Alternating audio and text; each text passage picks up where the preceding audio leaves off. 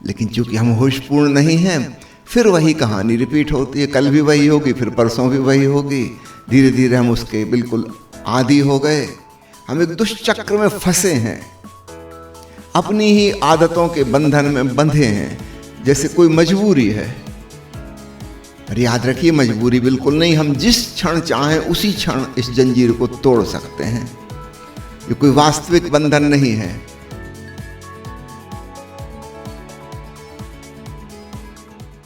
भगवान बुद्ध के साथ मानव इतिहास में, विशेषकर अध्यात्म के क्षेत्र में, एक क्रांतिकारी मोड़ आता है।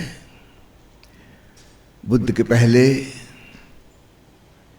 जो धर्म प्रचलित थे, वे ईश्वर की मान्यता पर आधारित थे। और स्वभावतः जहाँ ईश्वर है वहाँ इंसान सिवाय प्रार्थना के, पूजा पाठ के कुछ और तो कर नहीं सकता।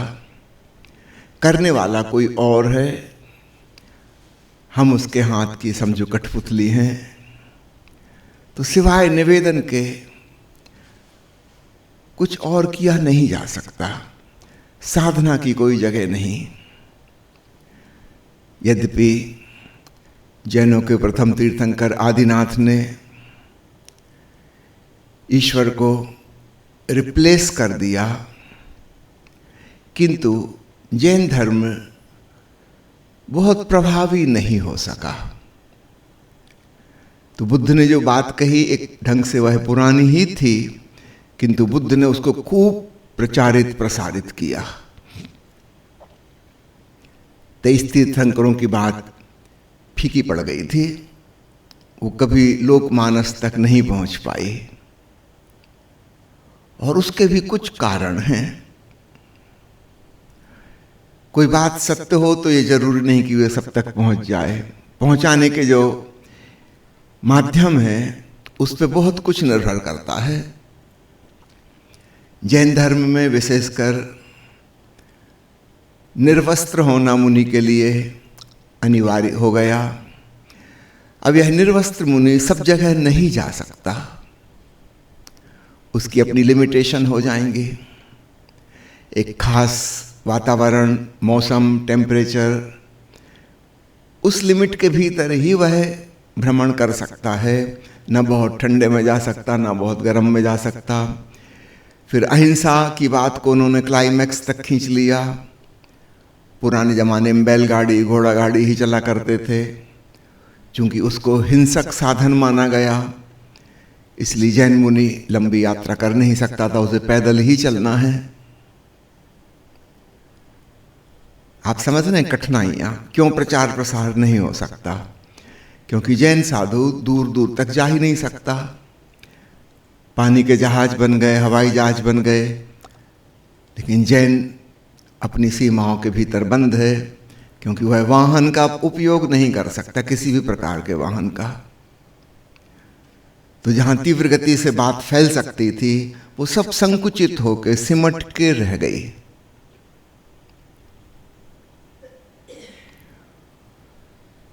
भगवान बुद्ध ने अनीश्वरवादी धर्म की बात खूब अच्छे से प्रसारित की। निश्चित रूप से अब सारी बात बदल गई। प्रार्थना की जगह साधना आ गई। अब किसी से मांगने का तो कोई सवाल नहीं, कुछ निवेदन करने का सवाल नहीं है। जो करना है आप ही को स्वयं करना है।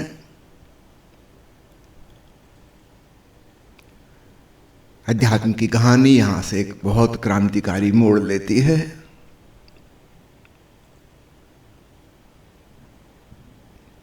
पूजा पाठ का कोई अर्थ न रहा। क्रियाकांड जो कर रहे थे वो निरर्थक हो गए। जागना है, होश की मात्रा बढ़ानी है। यह आप ही केवल अपने लिए कर सकते हैं, कोई अन्य इसमें कुछ कर नहीं सकता।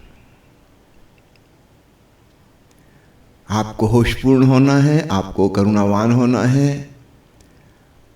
जैसे आप हैं उससे काम नहीं चलेगा, कुछ परिवर्तन आवश्यक है। और यह रूपांतरण की प्रक्रिया से स्वयं आपको गुजरना होगा। अब कोई सहारा नहीं है कि हम कहीं हाथ फैलाएं और भीख मांगें, कोई हमारी मदद कर दे। प्रार्थना वाले धर्म में रूपांतरण की कोई बात ही नहीं थी। जो करने वाला है वह परमेश्वर है, उसकी मर्जी से सब होता है, उसकी इच्छा के बिना पत्ता भी नहीं हिलता, और हम उसके हाथ की कठपुतली हैं। तो हमारे द्वारा जो हो रहा है एक्चुअली वो भी वही कर रहा है, तो हमारी कोई जिम्मेवारी भी नहीं बनती।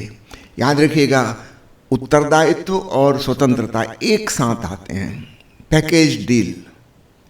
यदि आप स्वतंत्र नहीं हैं तो फिर आपका कोई उत्तरदायित्व भी नहीं है। अब अगर भगवान की मर्जी से ही सब है, उसी ने बनाया है संसार, तो फिर अच्छे आदमी भी उसने बनाए, बुरे आदमी भी उसी ने बनाए, शुभ और अशुभ, पापी और पुण्यात्मा, सब उसका खेल है। तो हमारी तो कोई जिम्मेवारी बची नहीं। अगर मैं एक बुरा आदमी हूं तो हूं, मैं क्या कर सकता हूं, मुझे ऐसा बनाया गया। कमल के फूल को ऐसा बनाया, गुलाब के फूल को ऐसा बनाया, तो इसमें कोई क्या कर सकता है? कोई स्वतंत्रता तो है नहीं, तो बदलाहट का सवाल ही नहीं उठता। और चूंकि हमारी कोई जिम्मेवारी भी नहीं बनती, इसलिए हमें कोई गिल्ट फीलिंग, अपराध बोध भी नहीं होता। प्रभु की मर्जी। तो पुराने जो धर्म थे वो सब प्रभु की मर्जी पे छोड़ दे रहे थे और अपना कोई भी उत्तरदायित्व तो अपने कंधे पर नहीं लेते थे। बुद्ध के साथ बड़ी क्रांति हुई, सारी जिम्मेवारी इंसान पर आ गई। तुम जैसे हो, तुम्हारी सोच, तुम्हारी भावनाएं, तुम्हारी धारणाएं, तुम्हारी मान्यताएं उनकी वजह से हो। अपने पिछले कर्मों का फल है आज जो हम हैं, और भविष्य में जो होगा, निश्चित रूप से आज हम जो सोच विचार रहे हैं, जैसी भावनाएं कर रहे हैं, जैसे कर्म कर रहे हैं, उनका परिणाम आगे आएगा। तो भविष्य जानने के लिए किसी ज्योतिषी के पास ग्रह नक्षत्रों का हिसाब लगवाने की जरूरत नहीं।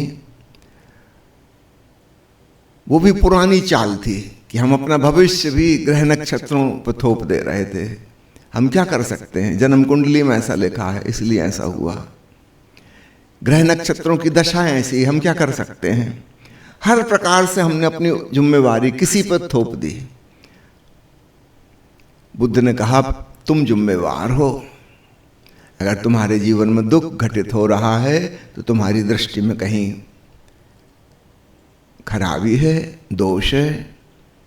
सम्यक दृष्टि बनो, सम्यक कर्म सीखो, सम्यक स्मृति साधो, सम्यक समाधि में डूबो, सम्यक वाणी बोलो। हर जीवन के क्षेत्र में उन्होंने होशपूर्ण, प्रेमपूर्ण, सम्यक होने का संदेश दिया। ये कोई अन्य तो हमारे लिए नहीं कर सकता, हमको स्वयं ही करना होगा। कहाँ हमसे चूक हो रही है, हम ही को पकड़ना होगा और उसे सुधारने का प्रयास करना होगा। अगर हम चाहते हैं कि हम एक बेहतर इंसान बने, जो शांत हो, प्रफुल्लित हो, आनंदित हो, तो इसकी कोशिश हमें करनी होगी। ना कोई भगवान जिम्मेवार है, ना कोई ग्रह नक्षत्र जिम्मेवार है, ना आपकी जन्म तिथि, मुहूर्त, इनसे कोई लेना देना है। सीधा सीधा आप से ही लेना देना है। तो सुख और दुख के जिम्मेवार आप स्वयं हैं। अब जरा खोजबीन करनी होगी, एक वैज्ञानिक ढंग से अन्वेषण करना होगा। जब मैं दुखी होता हूँ, क्रोधित होता हूँ, ईर्ष्या से भरता हूँ, कौन सी घटना मेरे भीतर घटती है। अब सावधान बनूं और उस भाव दशा में ना जाऊं। जब जब कोई आनंद की झलक मिलती है तो मेरे भीतर क्या होता है, कैसी भाव दशा होती है, तो उसको मैं बढ़ाऊं, उसको संवारूं, संभालूं, उसका पुनः पुनः स्मरण करूं। सम्यक स्मृति। अक्सर हम गलत चीजों की स्मृति खूब साधते हैं, सुंदर मधुर क्षणों की बात हम बिल्कुल भूल जाते हैं। ये गलत प्रकार का स्मरण है, क्योंकि जिस चीज़ का हम बारंबार स्मरण करेंगे उसकी वृद्धि होगी। अब आपके हाथ में आप किस चीज़ की वृद्धि करना चाहते हो? किसी चीज़ का स्मरण करना, रिमेम्बरेंस, पौधे में खाद पानी डालने जैसा है। अगर आप कांटे वाले पौधे में खाद पानी सींचते रहेंगे तो कांटे ही कांटे और उमगेंगे, वो पेड़ और बड़ा होगा, और दूसरे अच्छे फल देने वाले वो सूख जाएंगे, क्योंकि आप उस तरफ पानी नहीं देते, खाद ही नहीं डालते। अब आपको समझना होगा आप क्या चाहते हैं, कैसे फल आए। उन चीज़ों में खाद पानी डालिए, और जिसे आप नहीं चाहते कि आपके जीवन में रहे, वहाँ अपनी स्मृति, अपना ध्यान देना बंद कीजिए। जल्दी ही वो पौधा सूख जाएगा, समाप्त हो जाएगा। कि हमारी आदत खराब है, हम पुराने घावों को कुरेदते रहते हैं, उसकी हीलिंग भी नहीं होने देते, फिर ताजा कर लेते हैं। महिलाओं की स्मृति तो इस मामले में गजब की है। 20-20 साल, 25-25 साल पुरानी बात, पतिदेव ने ऐसा कहा था। इसको किस लिए याद रखे हो?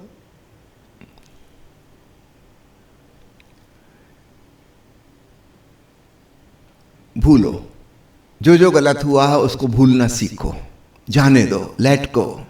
और जो जो थोड़ा बहुत भी अच्छा हुआ है उसको बारंबार स्मरण करो, उसको जड़ें जमाने दो, और तब तुम पाओगे कि तुम्हारे जीवन में भलाई बढ़ने लगी, बुराई घटने लगी, रूपांतरण शुरू हो गया। पल पल होश पूर्वक जियो, ताकि अवलोकन होता रहे, किस चीज से मैं दुखी होता हूं, किस चीज से सुखी होता हूं। तभी मैं उन चीजों को छोड़ पाऊंगा जिनसे दुख होता है। क्या जब आप क्रोधित होते हो उसमें कभी सुख मिला आज तक? हमेशा दुखी हुए, हमेशा पश्चाताप किया कि मैं क्या कह गया, मैंने क्या कर दिया। लेकिन चूंकि हम होशपूर्ण नहीं हैं, फिर वही कहानी रिपीट होती है। कल भी वही होगी, फिर परसों भी वही होगी।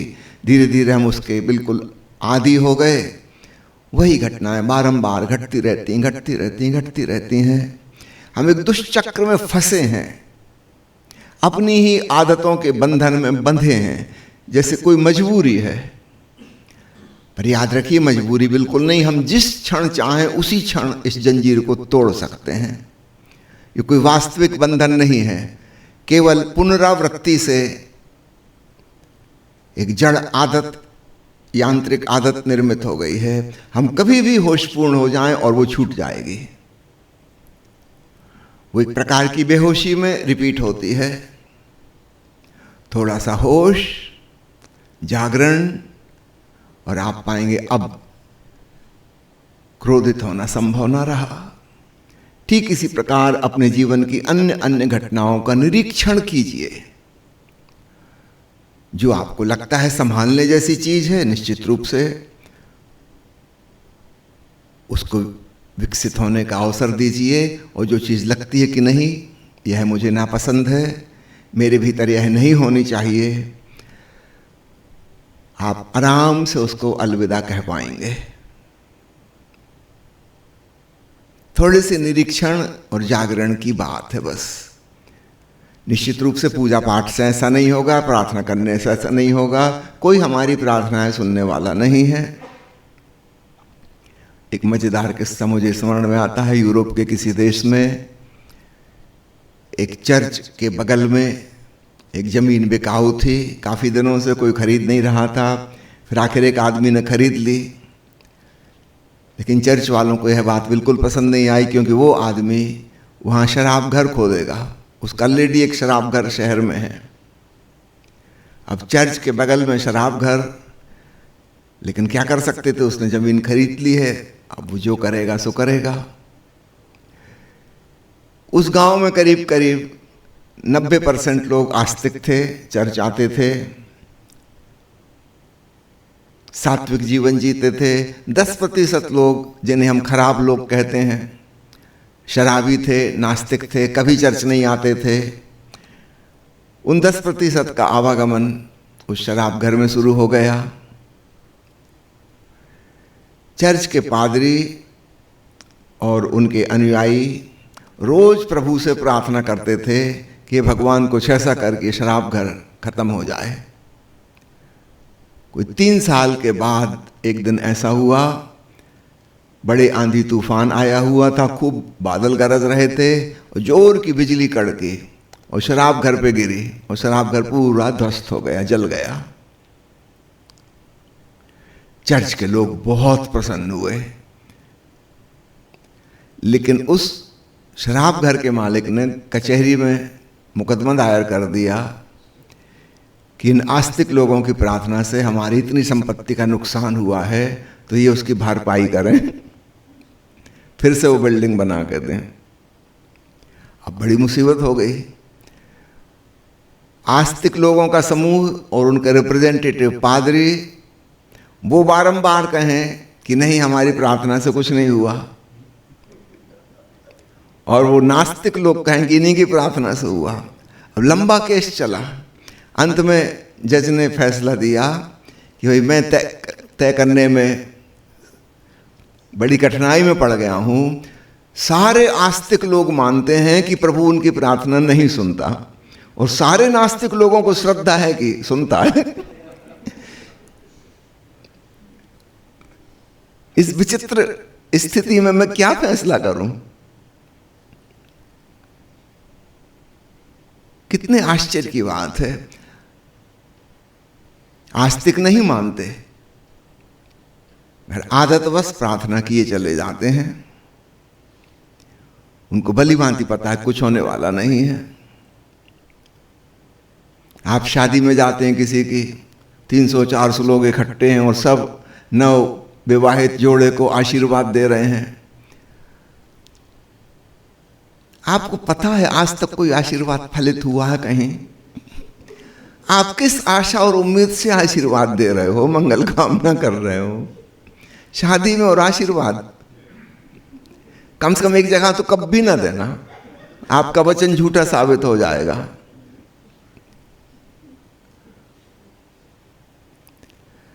हम आदत बस चीजें किए चले जा रहे हैं। हमको भी पता है कि हमारी शुभकामना से कुछ नहीं होता।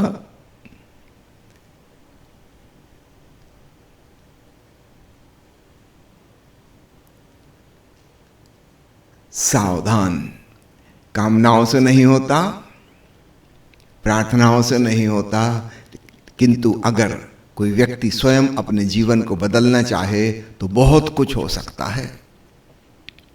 भगवान बुद्ध का प्रसिद्ध वचन है, थॉट्स टर्न इनटू थिंग्स, विचार ही वस्तुएं बन जाते हैं। हम कैसा विचार करते हैं, हम किस भावदशा में जीते हैं, निश्चित रूप से उन्हीं के अनुसार हमारे कर्म होंगे और कर्मों के परिणाम होंगे। तो अपने जीवन के भविष्य के विधाता हम स्वयं हैं। कहीं कोई भाग्य विधाता आकाश में नहीं बैठा है। बुद्ध की बात जल्दी हजम हमें नहीं होती, क्योंकि फिर हम जिस ओट में अपने आप को छिपाए हुए थे कि भगवान जिम्मेवार है, विधाता जिम्मेवार है, ग्रह नक्षत्र जिम्मेवार हैं, जन्म कुंडली जिम्मेवार है, हस्तरेखाएं जिम्मेवार हैं, किस्मत जिम्मेवार है, अचानक हम जिम्मेवार हो जाते हैं। ये सारी बकवास खत्म होती है।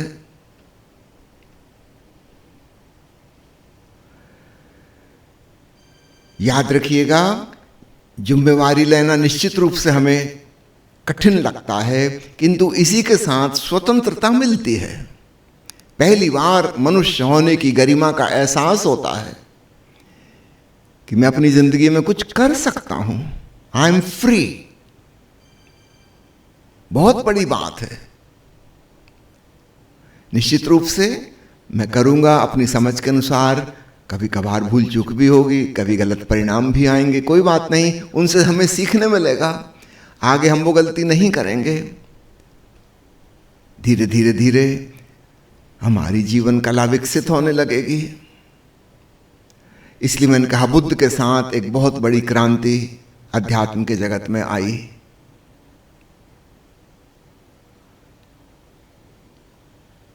ईश्वर को विस्थापित किया गया, भगवान की जगह इंसान को ही बिठाया गया। तुम जिम्मेवार हो, तुम्हारा जीवन, तुम्हारे विचार, तुम्हारी भावनाएं, तुम्हारे कर्मों का परिणाम है। और जैसा है, अगर उसे बदलना है तो अपने विचार, अपनी भावनाएं, अपने कर्म, अपनी वाणी, इनको बदलो।